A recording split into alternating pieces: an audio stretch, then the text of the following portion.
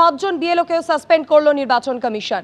তৃণমূলের হয়ে প্রচারে অংশ নেওয়ার অভিযোগে এই 5 জন বিএলওর বিরুদ্ধে বিভাগীয় তদন্তের নির্দেশ দেওয়া হয়েছে নির্বাচন কমিশনের পক্ষ থেকে।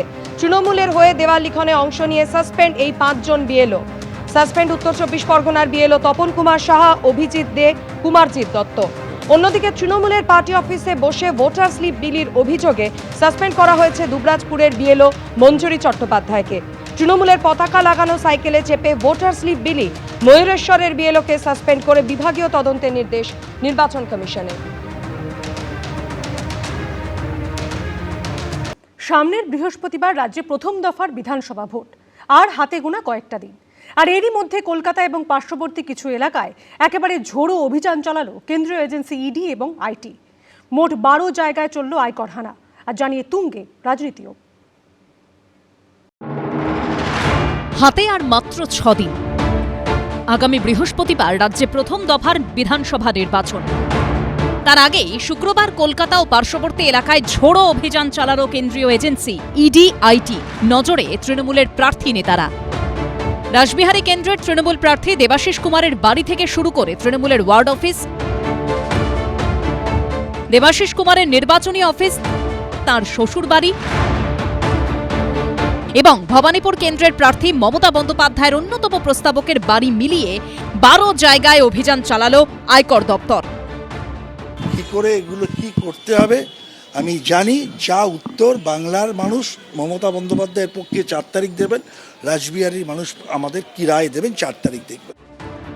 এদিনই 5 জায়গায় অভিযান চালালো আরেক কেন্দ্রীয় সংস্থা ইডিও। ভোর থেকে শুরু হয় তল্লাশি, বেলা গড়িয়ে বিকেল সন্ধে চলল ম্যারাথন অভিযান। মনোহরপুকুর রোডে এই নির্বাচনী কার্যালয় সামনে দাঁড়িয়ে রয়েছে, সেই নির্বাচনী কার্যালয়ই নয়, এখান থেকে সামনে দেবাশিস কুমারের বাড়ি, সেই বাড়িতেও কিন্তু একেবারে আয়কর দপ্তর তারা হানা দিয়েছে। তৃণমূল কংগ্রেস পার্টির অফিসে রেড করছেন, ক্যান্ডিডেটের বাড়িতে গিয়ে রেড করছেন। নির্লজ্জ বেহায়া একটা রাজনৈতিক দল সামনাসামনি লড়াই করতে পারে না, ভীতু কাপুরুষ। ওদের বিসর্জন দিন। বিজেপি এটা করাচ্ছে না, ইডি আইটি আমি জানি না কে সিবিআই পিবিআই যারা করছে। আমার কাছে রাজনীতি কোনো ব্যবসা না। আর্থিক প্রতারণা মামলার তদন্তে কালীঘাটে তৃণমূল নেতা কুমার সাহার ফ্ল্যাট ও ব্যক্তিগত অফিসে তল্লাশি চালায় আয়কর দপ্তর। অন্য একটি মামলায় ভবানীপুরে মমতা বন্দ্যোপাধ্যায়ের প্রার্থী পদের অন্যতম প্রস্তাবক মিরাজ শাহর বাড়িতেও অভিযান চালায় তারা। পশ্চিমবঙ্গে এই চোর পুলিশের খেলা আমরা দেখেই চলেছি। ভবানীপুরের যদুবাবুর বাজারে দীপক হিরাওয়াত নামে এক ব্যবসায়ীর ফ্ল্যাটেও তল্লাশি চালানো হয়। বড়বাজারের 2টি ও হাওড়ার একটি ঠিকানাতেও তল্লাশি চালায় আয়কর দপ্তর। মার্লিন গ্রুপের সহকারী সংস্থার কর্ণধারের বাড়ি ও অফিসে অভিযান চালায় ইডি। পার্থপ্রতিম ঘোষ, সন্দীপ সরকার ও সুকান্ত মুখোপাধ্যায়ের রিপোর্ট, এবিপি আনন্দ। 23 এপ্রিল প্রথম দফার ভোট, আর এই আবহেই রাসবিহারী তৃণমূল প্রার্থী দেবাশিস কুমারের বাড়ি, নির্বাচনী কার্যালয় সহ 5 জায়গায় আয়কর তল্লাশি ঘিরে তুঙ্গে উঠল রাজনৈতিক তরজা। এই ইস্যুতে বিজেপির বিরুদ্ধে এজেন্সি রাজনীতির অভিযোগ তুলেছে তৃণমূল। পাল্টা জবাব দিয়েছে বিজেপি।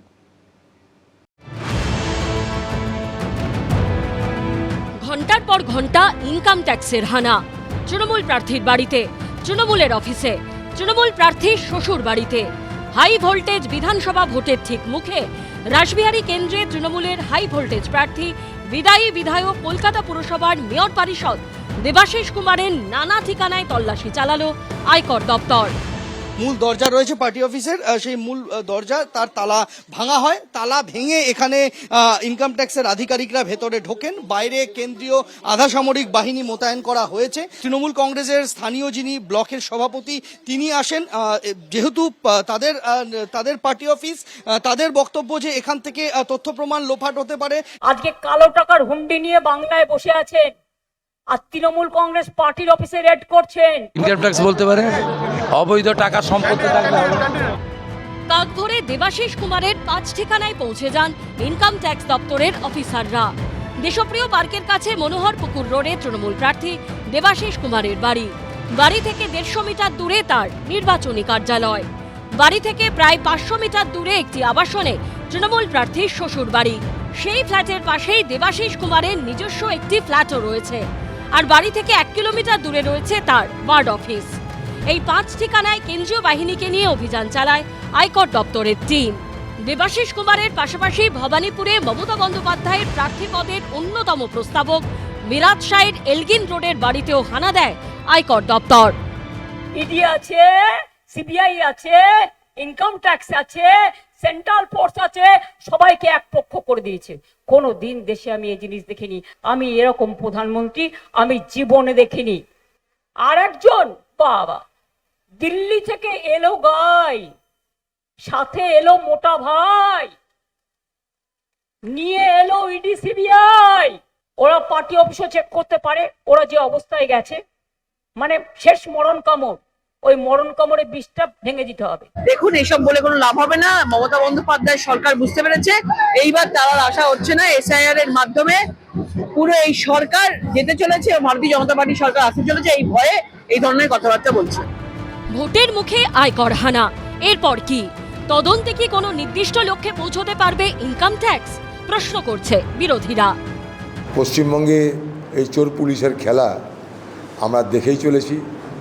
কখনো দিদিকে দেখছি ময়দানে নেমে কার রাজ্যের পুলিশ বাহিনী নিয়ে এই ধরনের অভিযানে তাকে বিরোধিতা করতে দেখেছি। ফলে এগুলো বাংলার নিত্য নৈমিত্তিক ঘটনা। শেষ অবধি তদন্ত কোন পথে এগোবে? ভোট মিটতেই বাকি নানা তদন্তের মতো পরে ঠান্ডা ঘরে চলে যাবে, নাকি এজেন্সি তদন্ত শেষ করতে পারবে? তার উত্তর ভবিষ্যতের গর্ভে। পার্থপ্রতিম ঘোষ, সন্দীপ সরকার ও রাজীব চৌধুরীর রিপোর্ট, এবিপি আনন্দ। ভোটের 12 দিন আগে দেবাশিস কুমারের বাড়ি, নির্বাচনী কার্যালয়, ওয়ার্ড অফিস, ফ্ল্যাট এবং শ্বশুরবাড়ি সব মিলিয়ে 5 জায়গায় তল্লাশি চালালো আয়কর দফতর। পাল্টা অভিযানের প্রতিবাদে দেবাশিস কুমারের বাড়ির সামনে বিক্ষোভ দেখালেন তৃণমূল কর্মীরা। 29 এপ্রিল রাসবিহারী বিধানসভা কেন্দ্রে ভোট। তার 12 দিন আগে রাসবিহারী কেন্দ্রের তৃণমূল প্রার্থী, এই কেন্দ্রেরই বিদায়ী বিধায়ক, দক্ষিণ কলকাতার তৃণমূলের প্রেসিডেন্ট দেবাশিস কুমারের বাড়ি, নির্বাচনী কার্যালয়, ওয়ার্ড অফিস, ফ্ল্যাট এবং শ্বশুরবাড়ি সব মিলিয়ে 5 জায়গায় তল্লাশি চালালো আয়কর দপ্তর। এখানে 5 তলায় 2টি ফ্ল্যাট রয়েছে, একটা যে 5A দেখতে পাচ্ছি দেবাশিস কুমারের নামে রয়েছে এবং ওনার শাশুড়ির নামে আরও একটি ফ্ল্যাট রয়েছে, এবং এই 2টি ফ্ল্যাটেও কিন্তু আয়কর দপ্তরের আধিকারিকরা তারা হানা দিয়েছেন। আমার একটাতে একটা সুবিধা, আমার মার্জিনটা বাড়লো বলে আমার মনে হচ্ছে। কারণ আমি প্রথম আমার এই যে বারবার আটকে দেওয়া হচ্ছে, তার মানে সত্যি কেউ কেউ খুব ভীত হয়ে গেছেন। আমি আবার বলি, আমার পক্ষে আজকেরটা অনেকটা আমার পক্ষে ভালো। আজকের অভিযান আমার পক্ষে ভালো। আয়কর অভিযানের প্রতিবাদে দেবাশিস কুমারের বাড়ির সামনে বিক্ষোভ দেখান তৃণমূল কর্মীরা। কারো মুখে দেবাশিস কুমারের ছবি দেওয়া মুখোশ, কারো বুকে এই প্ল্যাকার্ড। নির্বাচনী কার্যালয় এটা, বালিগঞ্জে সমস্ত ফাইল আছে, এখানে আমাদের না জানিয়ে এখানে বেআইনিভাবে ঢুকে সমস্ত ফাইল চুরি করছিল। দুপুর 2টো নাগাদ দেবাশিস কুমারের নির্বাচনী কার্যালয়ে এসে হাজির হন তৃণমূল প্রার্থীর অ্যাডিশনাল এক্সপেন্ডিচার এজেন্ট। भैया मेरे पास वेट करने का टाइम नहीं है, मेरे को अगर 100 कॉज देगा तो क्या आपका ये आईटी डिपार्टमेंट जवाब देगा क्या? তৃণমূল প্রার্থী দেবাশিস কুমারকে গত 30 মার্চ ও 3রা এপ্রিল দুদিন সিজিও কমপ্লেক্সে জিজ্ঞাসাবাদ করেছে ইডি। ইডি সূত্রে খবর, দেবাশিস কুমারের থেকে পাওয়া তথ্য আয়কর দপ্তরে পাঠিয়েছিল তারা। তৃণমূল নেতার সম্পত্তির যে পরিমাণ তা আয়ের সঙ্গে সঙ্গতিপূর্ণ কিনা তা দেখতেই শুক্রবার সেখানে পৌঁছয় আয়কর দপ্তর। পুরো নিয়োগ দুর্নীতি মামলায় ভোটের মুখে 3বার ইডির নোটিশ পেয়েছেন তৃণমূলের আরেক হেভিওয়েট প্রার্থী সুজিত বসু। 2বার ইডি দপ্তরে হাজিরার নোটিশ পেয়েছেন বিদায়ী খাদ্যমন্ত্রী রথীন ঘোষ, কিন্তু তাঁরা কেউই হাজির হননি। পার্থপ্রতিম ঘোষ, সন্দীপ সরকার ও প্রকাশ সিনহার রিপোর্ট, এবিপি আনন্দ। এবিপি আনন্দ, এগিয়ে থাকে, এগিয়ে রাখে।